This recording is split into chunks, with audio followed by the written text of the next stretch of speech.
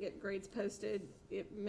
I had one of my nieces got married over the weekend, so I would, but just as a reminder, this is one of the reasons that early on, for those that have had me for a while, that I recommended y'all got the reference handbook. And it is, of course, it's the PDF version is free, available online. But I know many of you have gotten the hard copy book. This, of course, is a couple versions older. But I just kind of wanted to point out some stuff in there that the reason why we look at this is because we look at the dynamics and statics falls in here, and there's also the mechanics and materials. And so 63 and 68 in this book, which is just a little different than other books. But one of the big things is, now this is the ones that will give you a variety of your figures for your mass center, or how to calculate the mass for a rod, your location of the centroid, the mass moment of inertia. So if I have a rod and I'm rotating it around the x-axis, the moment of inertia will be 0. If I'm rotating it around the y-axis, it's going to be 1/12. If I'm rotating it around the z-axis, so it's giving you that information. And we're actually going to define this book, and it's got in here some of the plane motion of a rigid body, the kinematics of a rigid body. It's got your equations, and the things that we're kind of working on right here, we're actually starting to outline these things, and we'll get to this one today. So you can look at it from the book, and you can see the different variables that are in there. So that's one of the reasons why I suggested that you all got the version, because it's got a lot of information in it to help you simplify things. Also, you want to look at the end papers of your book, because the end papers also have that kind of information in it to make it a little easier. So chapter 17, what we've done so far, chapter 16 went in and looked at kinematics, right? We were looking at the kinematics of motion, and kinematics, let's try that. We were looking at kinematics, and we showed that the general motion could equal being the translational plus the rotational. And we looked at pretty much just trying to get those pieces separated and looking at just the basic kinematics. And as we did when we first started, remember we did kinematics for particles. And we focused on that, and then we moved into Newton's laws. Well, we're following the same thing, except now we're going in for a rigid body. So, but when we're dealing with so for particles, we had mass, but we had no shape, and the shape didn't come into play in order to do the problem. So now what we have to do is we have to take into account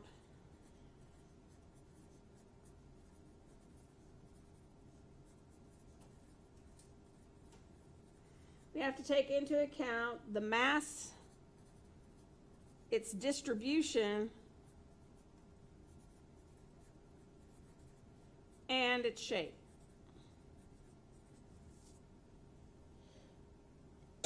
When we go from particles to rigid bodies, that's what we have to do. So we have to bring that piece in. So going back to where we've been, force, vector quantity, mass times acceleration, and we had torque. If we went back to our physics, torque dealt with angular acceleration and what we call moment of inertia.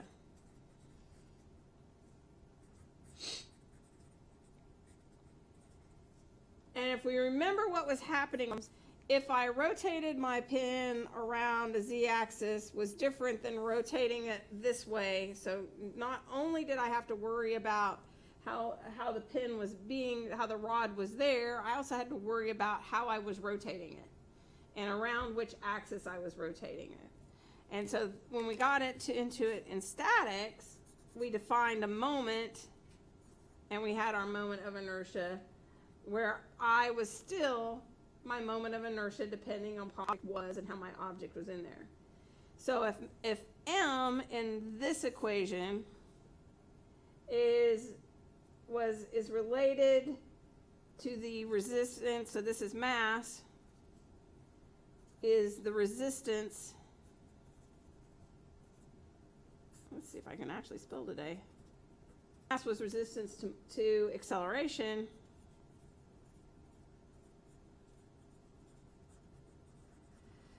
Our moment of inertia is the resistance to the angular acceleration.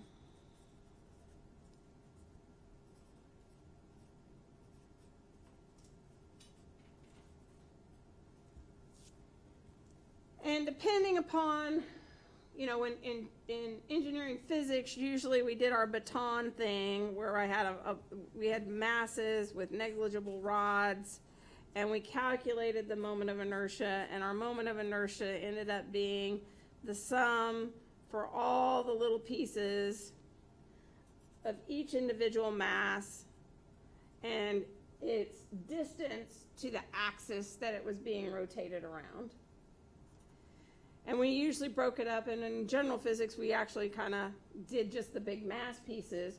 But we also went and said, okay, for objects like spheres and cylinders and cones, that I could rewrite that as an integral function.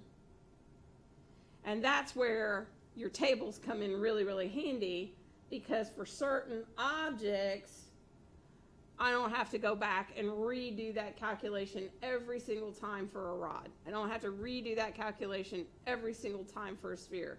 I don't have to redo that calculation every single time for a cylinder. And if you remember, we saw that we could do some cheat things.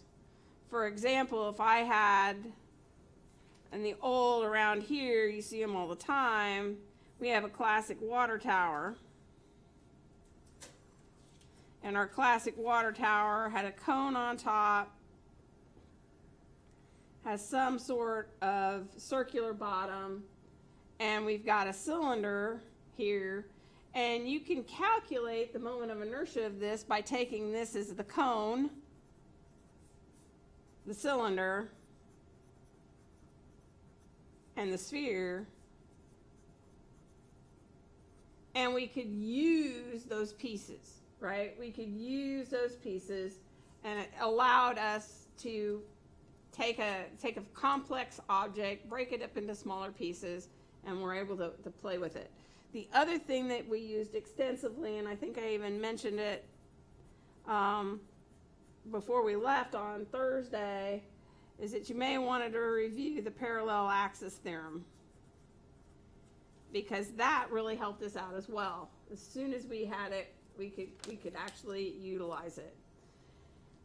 So the end papers of your book, the FE handbook, and just as a reminder how to do the parallel axis theorem, my moment of inertia is going to be the moment of inertia, and our book uses G, meaning the center of gravity. So that's the moment of inertia for the center of gravity, plus md squared, where I'm shifting this to be able to say, if I wanted to do a moment of inertia around some z-axis here, for whatever bizarre reason I wanted to do that shape around that z-axis, I could find the moment of inertia about its center of gravity and then just move it off to that side, and that would be the moment of inertia of the whole object. So this, we can write it out as the moment of inertia about the z-axis passing through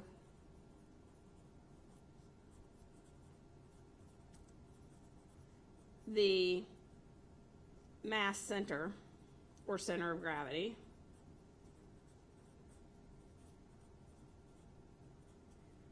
M is the mass of the object. D is the perpendicular distance.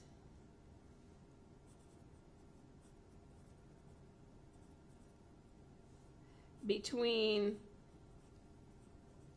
this axis and the axis that you want.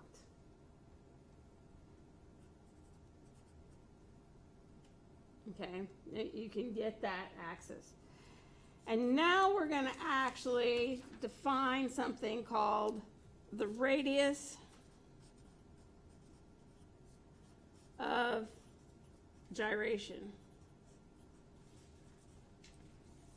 Okay, this is a geometrical property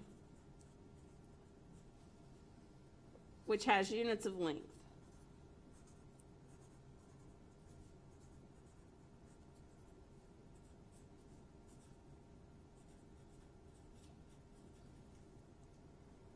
And I is defined, if I use that with a radius gyration, my moment of inertia is defined as the mass times this k, which is the radius of gyration, where k is going to equal I over m.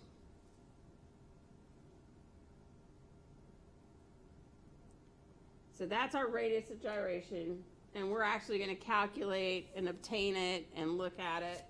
And so we're going to do some practice problems real quick just to refresh everyone, because these were things, these calculations, you did those in, you know, getting into there. That's one of the sections in the calc book.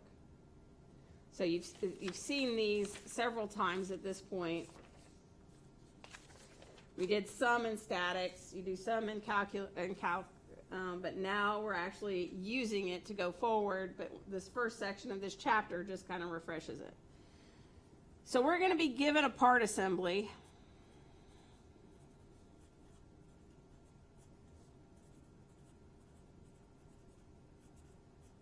Okay, and our part assembly is going to look like this. I've got it on, this is the z-axis, this is the x-axis, and we're going to build our part along the y-axis. Okay. Let's see, I'm going to see if I can get it nice and neat. So here's my y-axis. All right. On this end,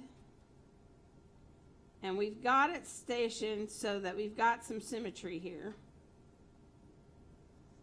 I've got a cylinder, and my cylinder is going to be 2 inches in diameter.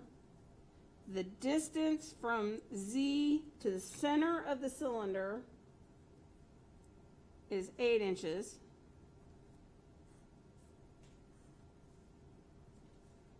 Over here on this end, I've got a sphere. The radius of my sphere is 3 inches. And from the center of the sphere to the z-axis, it's going to be 9 inches. Connecting these two pieces is a rod. Okay, so we've got a rod that's connecting these two pieces. And the rod, if I do that, this distance and this distance are both 6 inches. Okay? The sphere weighs 20 pounds. The rod weighs 10 pounds. And my cylinder weighs 50 pounds. And the other thing about this is 5 inches and this is 5 inches. So the total height of my cylinder is 10 inches.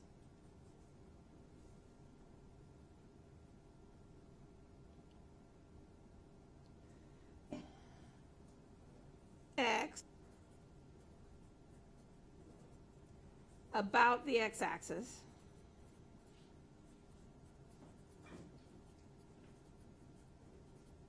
So the way we've set it up is going to help us out tremendously, right? The way we've set it up is going to help us out tremendously. We want to calculate the I through the center of gravity, and we want to calculate this radius of gyration. So we can look at it for a second by how we've set up the problem and how we can look at it and know a few things intuitively. One is we've set up the y-axis here such that it's going through and it's bisecting the entire part. So the part on top and the part on the bottom are going to be the same. So symmetry is going to tell us that the center of mass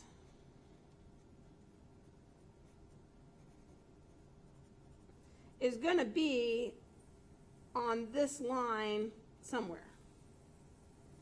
Because we've got it nice, we've used symmetry to help us out. We've got it nicely along the way. Now, if that's the case, we know that 5 pounds of the rod is on this side. We know that 5 pounds of the rod is on that side. We know that we've got 20-pound object here, so on this side of Z, we've got 25 pounds. On this side of Z, we've got 55 pounds. So one of the things that we know is that when we try to find IG, if this is our center point, right, this is our O, IG is going to be somewhere over in this area somewhere. Just by virtue of the fact of looking at the part. I know if I want to find that balance point, it's going to be shifted over that. So one of the first things I can do is I've got 3 items here. I have 3 composites, so I can break this up into 3 problems that's going to help me out. So I started with the sphere because the sphere is easy. Moment of inertia of the sphere is 2/5 mr squared. So in this case, it's going to be 2/5. M is my 20 pounds divided by gravity, 32.2. The radius of the sphere is 3 inches, but I'm going to want it in feet, so I'm going to go ahead and do the conversion to feet squared, and this is going to give me 0.0155 slug feet squared.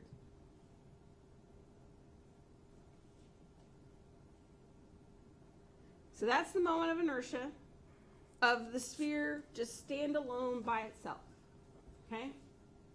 That's the moment of inertia. So I'm going to do the same thing for the cylinder. And I'm going about the x-axis. So given that my cylinder is in this configuration, and I'm going to, if I were doing this cylinder about the x-axis in the cylinder itself, okay? So I'm doing it about its x-axis. And whichever reference one you want, right? Whichever reference one you want to look at. Shows you how we've got it laid out, and that's going to be the one that I pick. Okay, because I've got one for the Y and I've got one for the Z. And we're going to do one for the Y a little later. So you do have different pieces of it. So I'm going to use that, and this is going to be 1/12 the mass 3r squared plus h squared. So I'm going to get my 1/12, and this time the mass is 50 divided by my 32.2 to get me into gravity. I'm going to have 3 times 2 divided by 12 because I want it in feet. And my 10 is the height divided by 12 because I want it in feet. And this will give me 0.1006 slug feet squared. Again, this is just the standalone cylinder by itself. I'm going to go ahead and do the rod because it's quick and easy. The rod is going to be 1/12 ml squared. So it's going to be 1/12 10 divided by 32.2. The length is 12 inches. So that's squared. So this one ends up being 0.0254 slug feet squared. So right now, all I've got are the 3 individual components all by themselves. So now I'm going to use the parallel axis theorem. What's nice about the rod is actually configured the way I want it. It's going around the x-axis. It's evenly distributed. I don't have a distance associated with it, so the rod is just going to be itself. 0.254 slug feet squared. The sphere is going to be, I have to do the IG plus MD squared. Well, we already figured out IG. That's my 0.0155, and these are going to be in slug feet squared. Plus my mass, which was 20 divided by my 32.2. And now I'm going to use this distance from the z-axis to the center of my sphere. So that's going to be 9 divided by 12, because I want to be 649 slug feet. I'm going to do the same thing for the cylinder.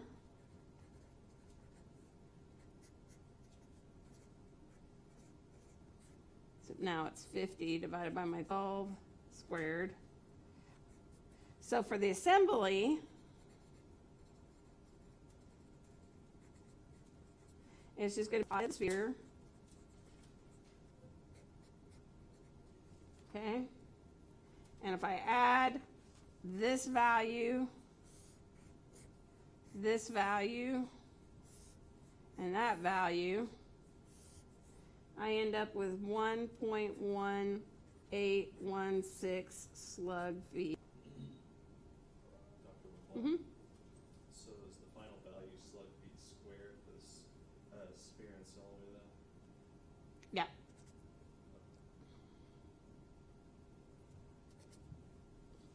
My notes. Yeah, because I don't lose anything from there to there.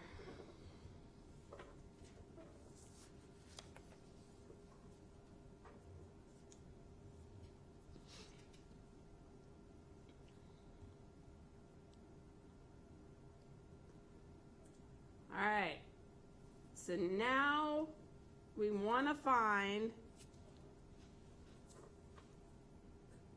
the IG, and we want to find K, and the I is going to equal IG plus MD squared.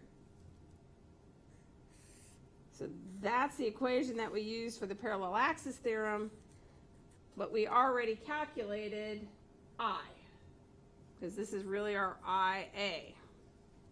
I want to find this, but I'm going to need to know our distance away from the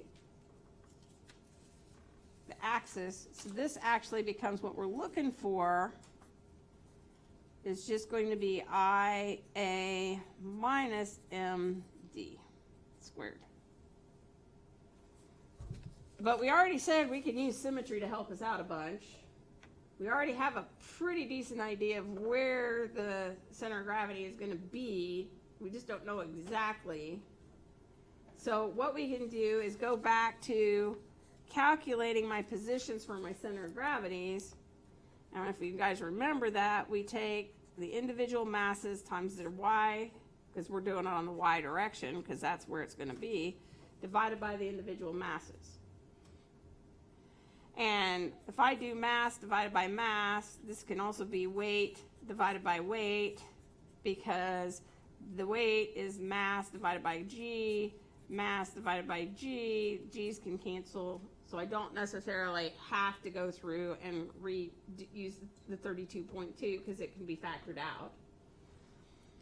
And then we can simplify life a little better because we know we have the sphere was 20 pounds. We know we had the rod was 10 pounds. And we know we had the cylinder, which is 50 pounds. Now, if I look at the position, so this is going to be 20 pounds, but the position of the center of gravity for my 20 pounds is at -9.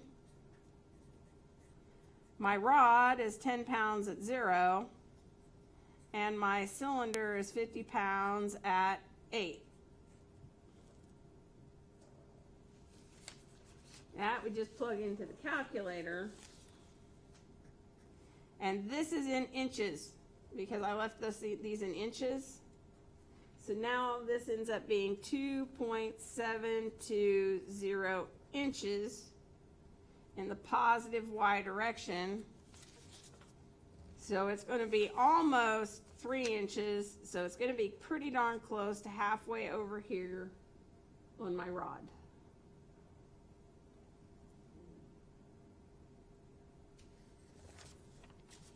So now IG is equal to the 1.1816 slug feet squared minus the mass of the total system. Now I got to worry about that. So I got my 32.2 times my distance, which is 272, and that's got to be divided by 12 to have all my units work out, squared. And that works out to be 1.051 slug feet squared. Radius of gyration is K. And we take that number, the 1.051 slug feet squared, divided by the total mass, which is 80, 30. There's my total mass. And that's in slugs. Slugs cancel, I end up in K, and it becomes 0.650 feet.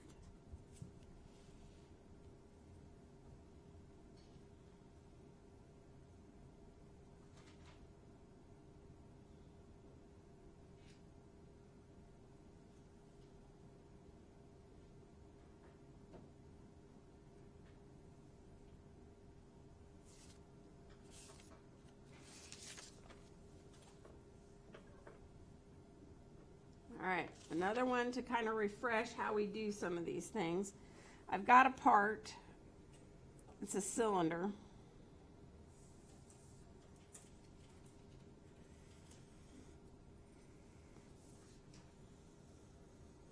And in this cylinder, I've got a hole carved out.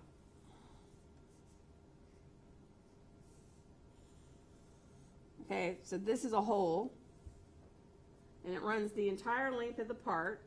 The part is 350 millimeters, which is 0.35 meters. And we're going to do the part from the front here so we can draw the measurements a lot better.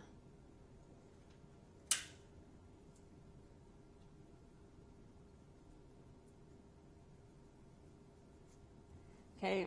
And this goes all the way through on this axis. And this is the Z axis in this case. That's going through the center, which means that if I look at it from here, this is the Y axis and this is the X axis.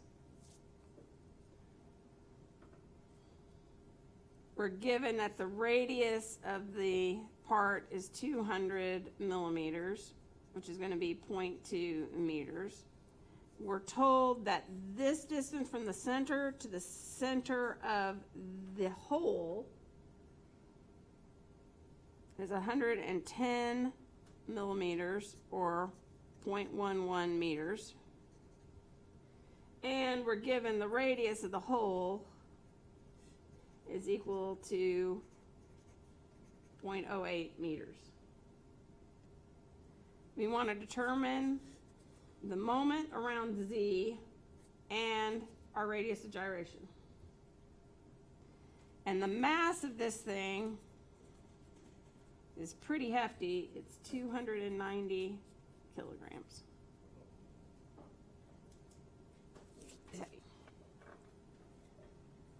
All right, so if you remember how to do this, so one of the ways we want to do it is we want to find the mass of the part total, the mass of the whole would have been, which leaves us the mass of the cylinder as it is. So if I call this one, the big one, middle one, B, I can determine the mass of the total part.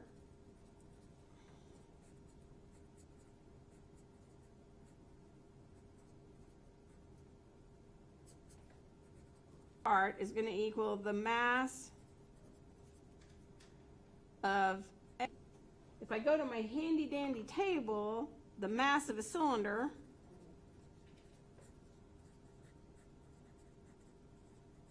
is equal to pi r squared h rho, where rho is density. Okay? So what I'm going to do is I'm going to plug this in for there, and I'm going to plug that in for there, and I'm going to get pi h rho, because that's for both terms, but that's going to be RA squared minus RB squared. And that equals the mass of the part.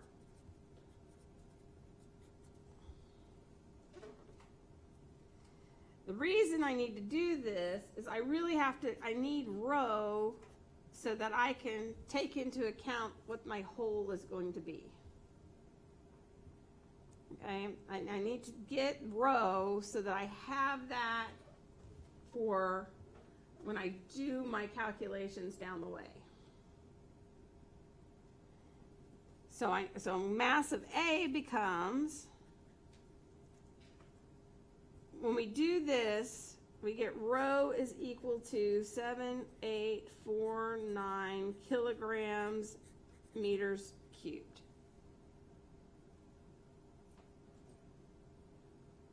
Because it's going to help us out for when we deal with this hole. So when we do that, the mass of the cylinder A is going to end up being 345.2 kilograms.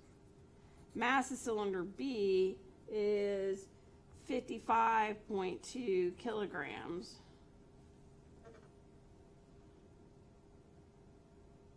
I'm sorry, what does MAB mean? This is mass of cylinder A. Oh, okay. This is mass of cylinder B.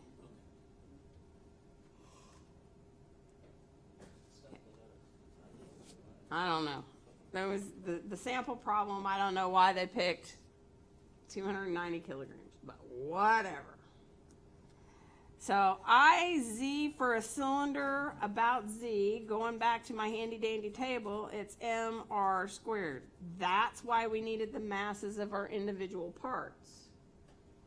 Because now if I do the mass of the moment of inertia for cylinder A, that's going to be 1/2 my 345.2, and it was 0.2 meters, so that's going to give me 6.904 kilograms meters squared. IZ for mass of B is going to equal IB plus MD squared. So I got to figure out IB, but IB is going to be 1/2 my 55.2, 0.08 squared, which is going to give me 0.177 kilograms meters squared. And so now when I do this one, I'm going to get my 0.177 kilograms meters squared plus my 55.2, and my D is the 0.11 squared, because remember that hole is 0.11 below the z-axis. When I get that, that works out to be 0.845 kilograms meters squared. So for the new part, IZ is going to equal A minus the whole. So this gives me my 0.6904 minus my 0.845, gives me my 6.059 kilograms meters squared.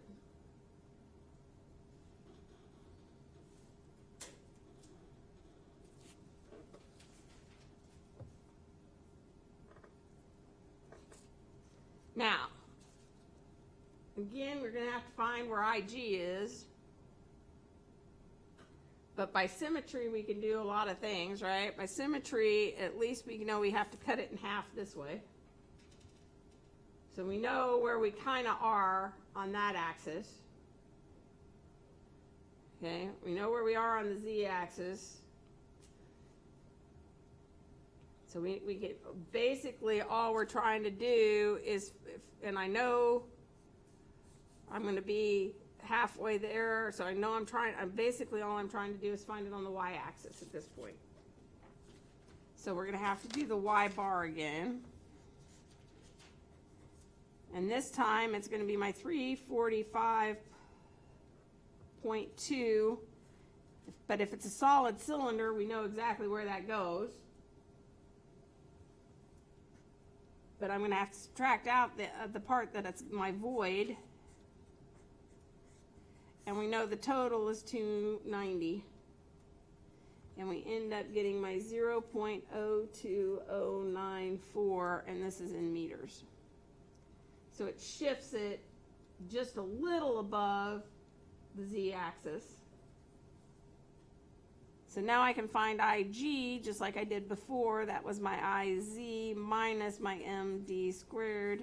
So I'm going to take my 6.059 minus my 290 times the place that I found. That's squared. And that ends up giving me 5.932 kilograms meters squared. Now I can do K, which is just going to be my 5,932 divided by my 290. And that gives me my 0.1430 meters.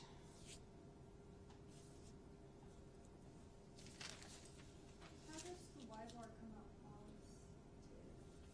Because where's the heaviest part of my cylinder? If this is a hole, I'm going to have to be above.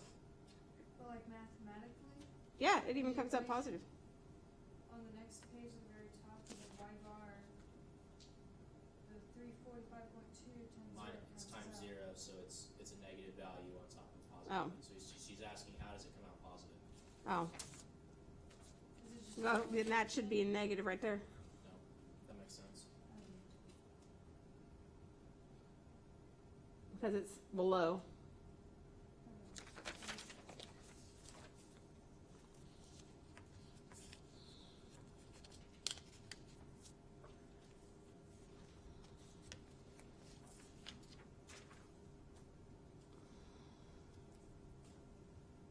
All right. You ready to proceed on to summation?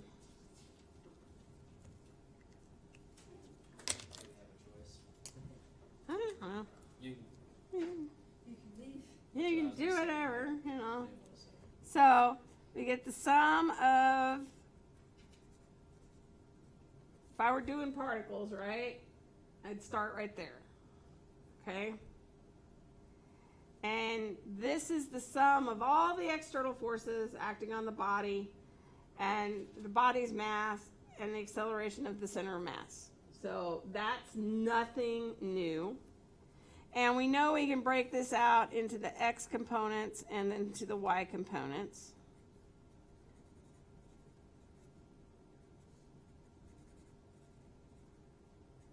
So that was nothing new. But if we look at our object, right, I've got some kind of internal component, and I can sum up over those internal components, and then these internal components are acting on each other. You could deal with it when we move to rotation, that R cross F, and that's going to be added to the individuals of F, which is ultimately going to be R cross MA. This is the external, and these are the internal. And we've played my moment. This is a moment about any point P. So any point P on here, we can expand and generalize and get this acceleration right there. And we've kind of done this before, but now all we're doing is we're just taking just what we were doing at the end of the last chapter with kinematics, and we're saying, all right, let's take any point P and let's actually generalize what we've been doing, and let's stop and think what this acceleration vector looks like. And that acceleration vector is going to be the acceleration of point P plus my angular acceleration crossed with R minus omega squared R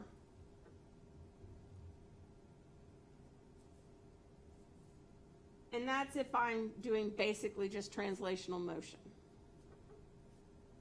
Because we're going to see it's going to get a little bit more complex.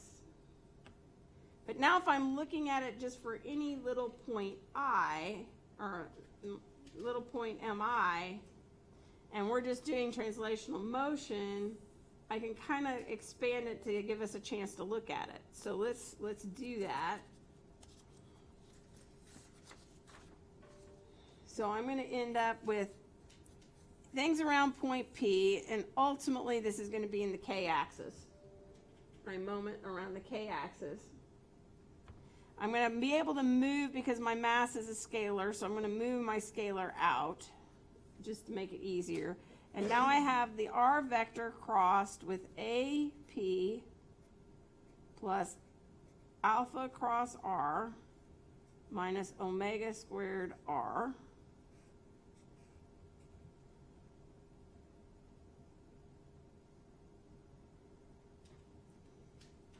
And so now I get, I'm going to go ahead and just leave this little I out here. So I'm going to get R cross AP plus R cross alpha cross R minus omega squared R cross R. But I cross I, J cross J, K cross K, all are going to equal 0, so that term can go away. Now I'm going to do an expansion here. This is going to be xi plus yj crossed with apxi plus apyj plus xi plus yj crossed with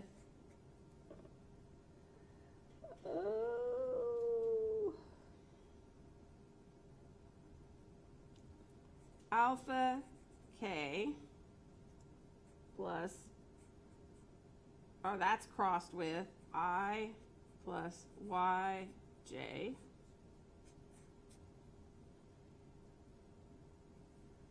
and if you play with it you get mpk mi and you end up with minus yapx plus xapy plus alpha x squared plus alpha y squared, all in the k direction. But this right here is just alpha r squared.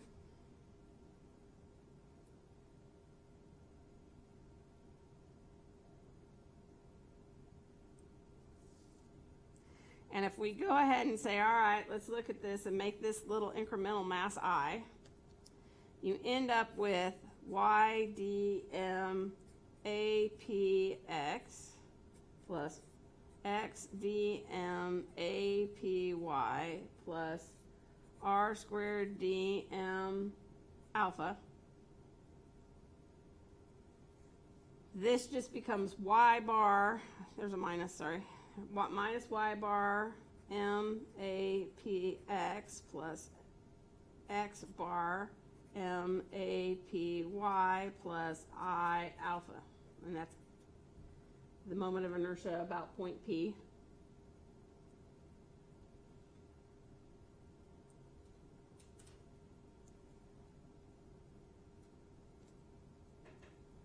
But we know that mg, which is the moment of inertia about my center of gravity, is Ig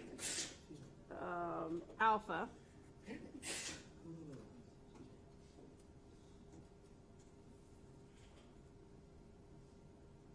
So you can get this bigger mp term that comes minus I m a g x plus m bar a g y plus I g alpha.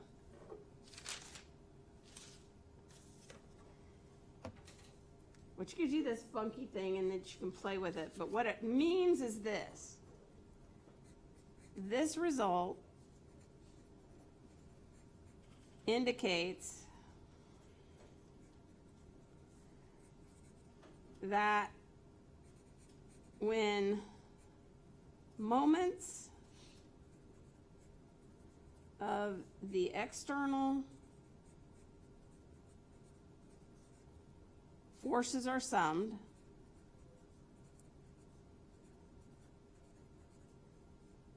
about a point P, they are equivalent components of MAG plus something that we're going to call the kinetic moment IG. And they give you a script MK to represent that. So that still sounds like gobbledygook. And as with a lot of things in dynamics, things become clearer as we start working the problems to get there. So, but what this means is, this right here means that the vectors MAGX and MAGY can be treated as sliding vectors.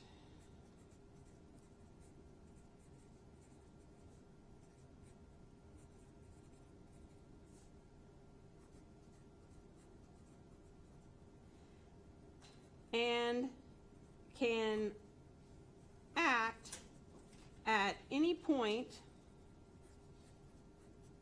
along the line of action.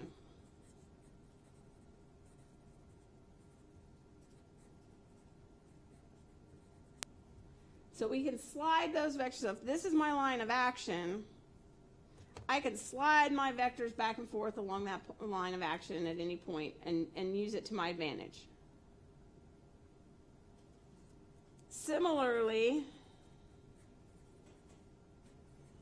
IG alpha is a free vector and can act at any point.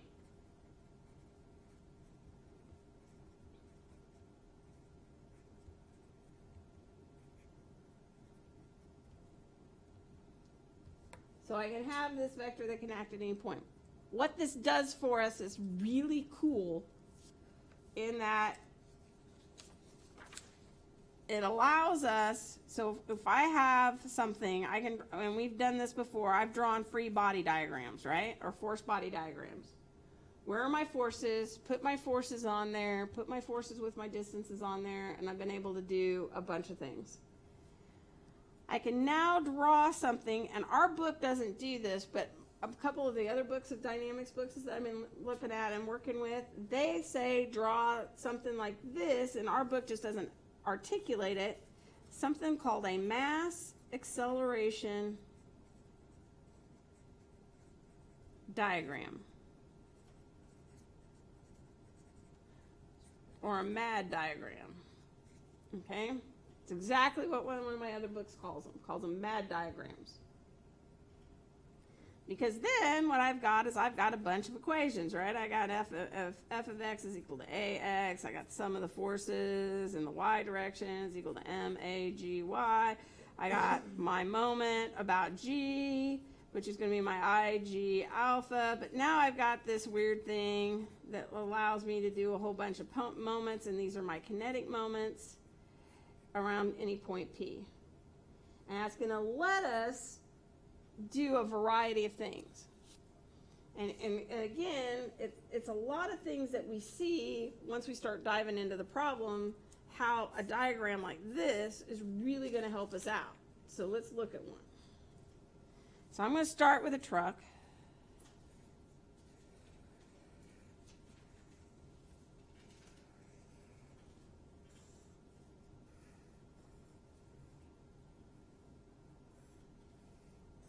So I've got a truck.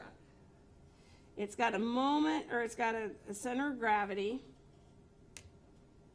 Interesting thing is we don't know the weight of the truck, so we're going to use W for the weight of the truck. We're going to use W for the weight of the truck. We know the truck is moving with a velocity of 30 feet per second. At some point, we're going to slam on the brakes. So one of the other dimensions that we've got some dimensions here. We're given that from this point, this is, so I didn't draw it to scale. This is 7 feet. This is 5 feet. So we're given where the center of gravity is to each of the tires. On the brakes such that all 4 wheels lock up. They're going to lose their rotation. They're going to stop rotating. Truck's going to slide to a stop in a distance of 20 feet.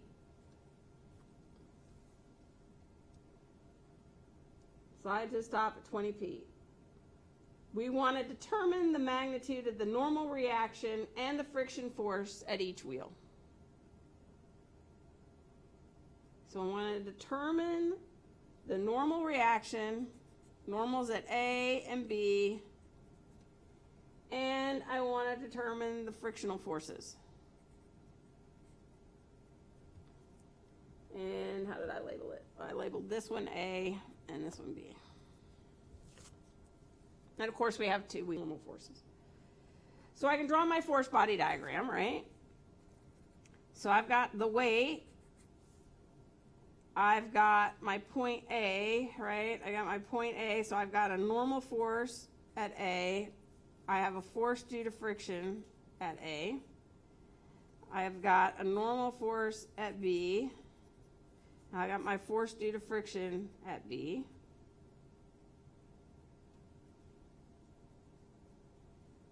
So I've got this force body diagram. Now, if I deal with my mass acceleration diagram, I just have G, and we know we're going to get an acceleration that goes there, and that happens to be 4 feet off the ground.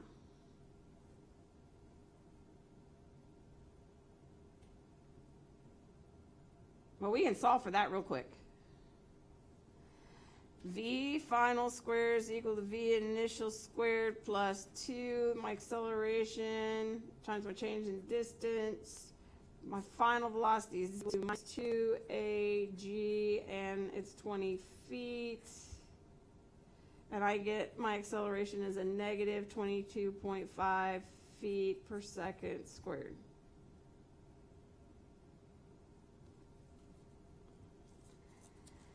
Well, we can do the sum of the forces in the y direction from our force body diagram. So the sum of the forces in the y direction is going to equal the normal force in the a direction plus or minus the weight. I'm not moving in the y direction, so that's got to be 0.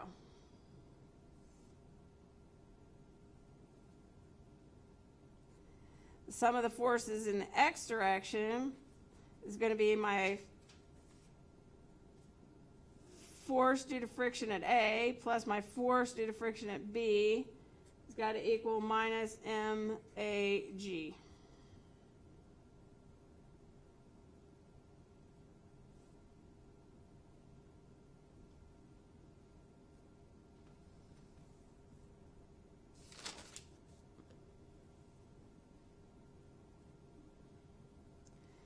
But if I do this, this is the mu coefficient of friction.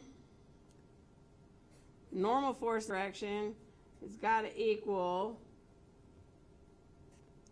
and that goes back to my force due to friction. So I get minus mu as the weight has got to equal minus MAG. Okay? And so I'm going to solve for mu. I'm going to have mass AG divided by the weight, but my mass, right, is the weight divided by gravity.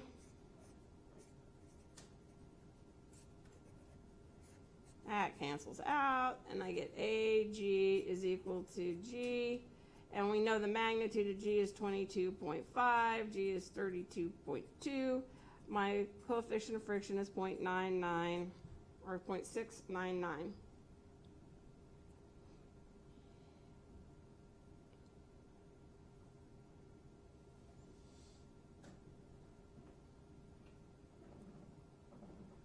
All right, we want to find the reactions of the wheels, so I'm going to use my moments. So I'm going to go back here and use my moment about A. So if I do my moment about A, right, this is 5 plus 7, this is 13 feet. And we know that this is 4 feet. So I got my 4 feet and my 13 feet. And my weight is at 5 feet. So I've got that. So if I do my sum of my moments about A,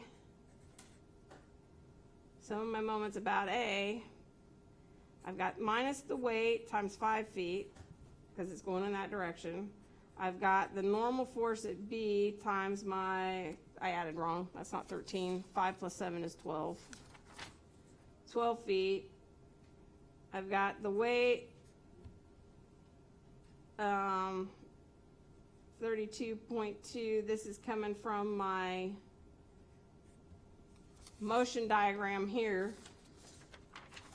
Times 4 feet. Got to equal 0.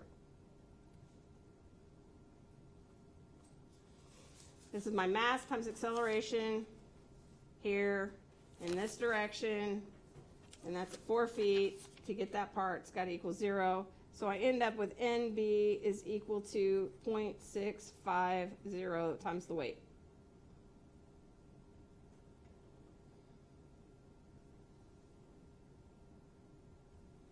From my summation of forces in the y direction,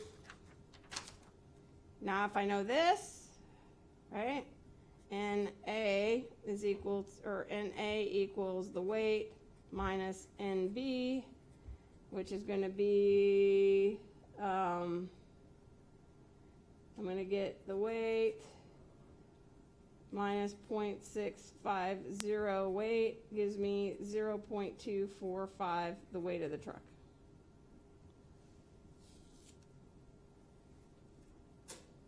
Now you can go back and find FB, because FB is just mu B, so you can go in and find that. You can sub back in to find FA.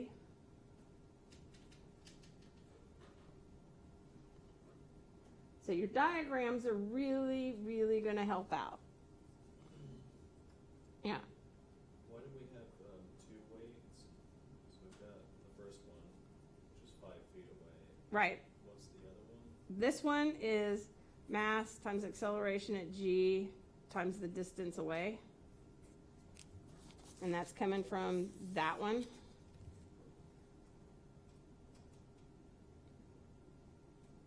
Because now I have my MA that's happening on my center of gravity. So if I'm doing the moment about A, I have to account for my NB. This is 0, so I don't have to account for this one. I've got to account for both the X and Y direction off my center of gravity. Okay, so it's just the X component, basically. Yep, it's the X component. MGA, that's why that weight shows up.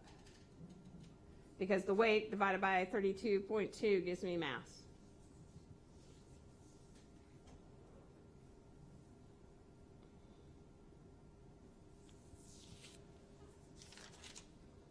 Okay. We'll do one more. Okay. I've got a plate.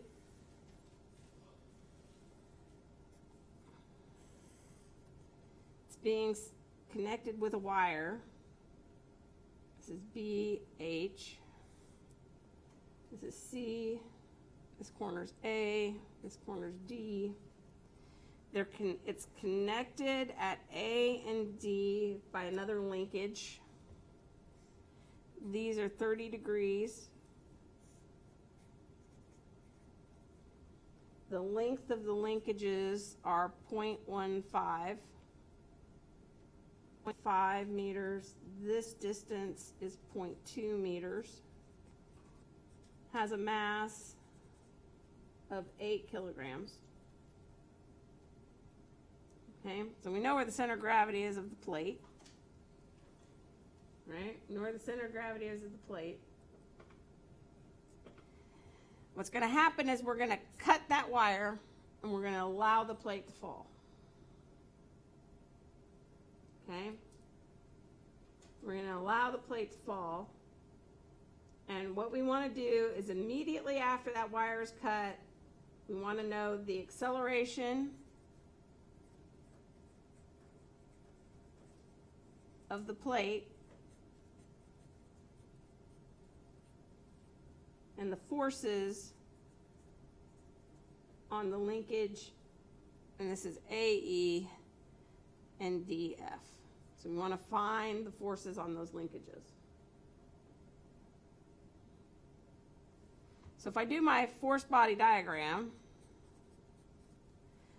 I end up with a force FD. I have a force EA. I have the weight going down. But when that wire gets cut, we're going to get an acceleration of the plate. And because it's happening to the center of gravity, I'm going to get an acceleration that's tangent and an acceleration that's normal, and I have the weight going down. Because of how these linkages are, this angle is going to be 30 degrees. So that angle is going to be 60 degrees. And so this is my MAD diagram.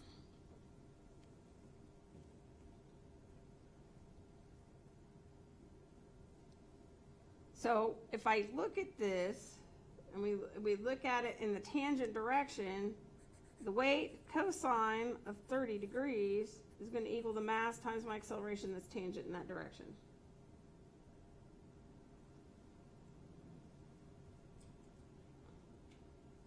This is just mg cosine 30 degrees is equal to MAT. So masses cancel. I don't really even need to know the plate. And it turns out my acceleration in the tangent direction is 8.5 meters per second squared, 60 degrees.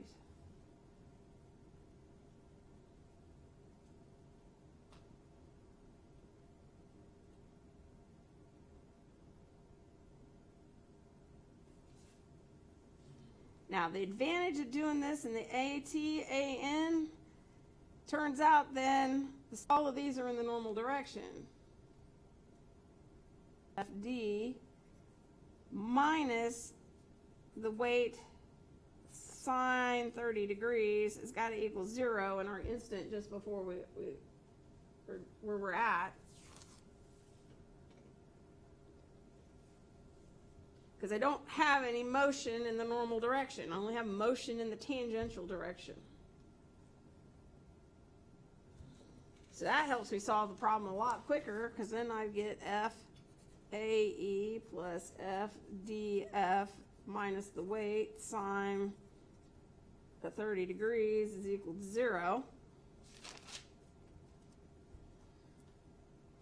I still need another equation, but that becomes really easy because here's G, right? Here's FAE. Here's FDF. And if I look at how this ends up, this is 0.25. This ends up being 0.1. This is 0.1.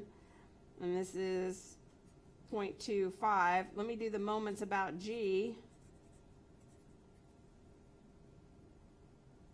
That's going to give me FAE sine 30 degrees, 0.25, minus FAE cosine 30 degrees, except now it's 0.1.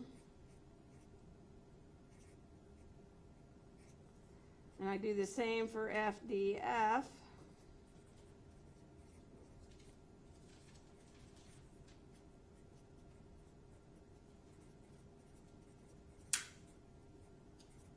That's got to equal 0.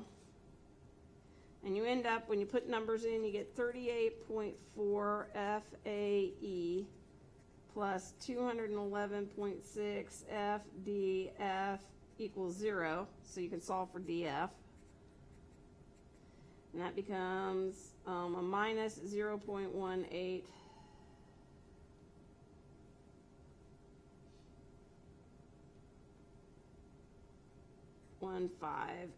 FAE. Take that, plug it back into there,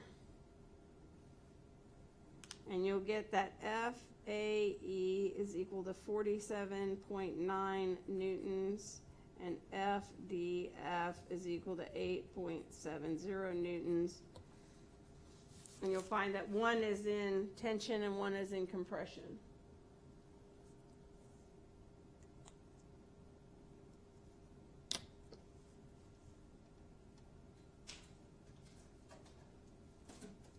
So looking at that other diagram helps you out a bunch.